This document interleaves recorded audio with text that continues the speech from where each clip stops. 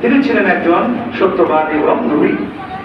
তারপরে ইদ্রিস আলাইহিস সালাম সম্পর্কে বলা হচ্ছে ইন্নাহু কানা সিদ্দীকান নাবিয়্যা, একই শব্দ বলা হচ্ছে। তারপরে ইসমাঈল আলাইহিস সালাম সম্পর্কে বলা হচ্ছে ইন্নাহু কানা সাদিকাল ওয়া'দে ওয়া কানা রাসূলান নাবিয়্যা।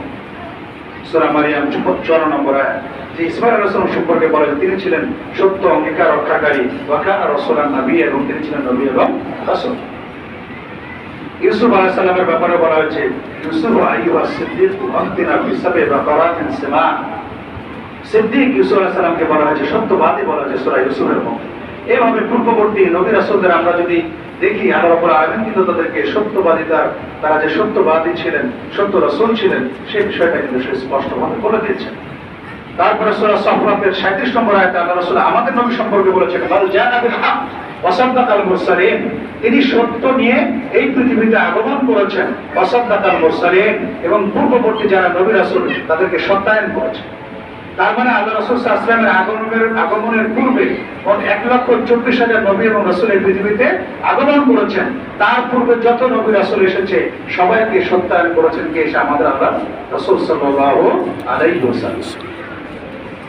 মক্কার সেই তদানীন্তন সমাজে যেখানে যুদ্ধ বিগ্রহ, মদ, জুয়া, নারী, এগুলো ছিল আরবদের আইয়ামুল জাহিলিয়া বলা হয়।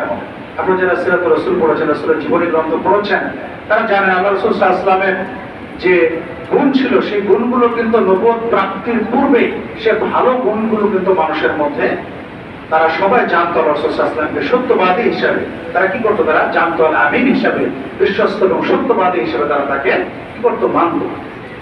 তো আল্লাহ রাসূল সাল্লাল্লাহু আলাইহি ওয়াসাল্লাম নবুয়ত প্রাপ্তির পূর্বে বিভিন্ন বিবাদ বিসম্বাদ তাদের মধ্যে মিটিয়েছে। আল্লাহ রাসূল সাল্লাল্লাহু আলাইহি ওয়াসাল্লাম সম্পর্কে তারাই বলেছে কুরাইশরা যে মা জাবাতনা আলাইকা ইল্লা সিদকান, সূরা বুখারী 4070 নম্বর হাদিস। মা জাবাতনা আলাইকা ইল্লা সিদকান, আপনার ব্যাপারে সত্যবাদিতা ছাড়া অন্য কোনো কিছুর এক্সপেরিয়েন্স আপনার সম্পর্কে আমাদের নেই। আপনি যে সত্য কথা বলেন, সত্য নবী রাসূল, এটা আমরা জানি, আপনি সত্যবাদী, এটা আমরা জানি। এটি কিন্তু তদানীন্তন সময় তারা কি করেছিল? তারা স্বীকৃতি প্রদান করেছিল। তাহলে কোরআনের যে বর্ণনা ধারা আমরা বিভিন্ন নবী রাসূলদের সম্পর্কে আল্লাহ রাসূল সাল্লাল্লাহু আলাইহি ওয়াসাল্লাম, আল্লাহ রাব্বুল আলামিন যে বিষয়টি বলেন যে নবী এবং রাসূল এরা ছিল সত্যবাদী, তারা সত্য কথা বলতেন এবং সত্য ধর্ম তারা কি করতেন? প্রচার এবং প্রসার করতেন। সুতরাং আমরা যদি নবী রাসূলদের অনুসারী হতে চাই, বিষয়গুলো আমরা যদি মুহাম্মদুর রাসূলুল্লাহ সাল্লাল্লাহু আলাইহি ওয়াসাল্লামের সত্যিকারে আমরা অনুসারী হতে চাই, তাহলে অবশ্যই এই গুণটা আমাদের কি করতে হবে? অবশ্যই অর্জন করতে হবে। কারোর মধ্যে যদি এই গুণ থাকে সে সমাজে কি হবে? সম্মানিত হবে।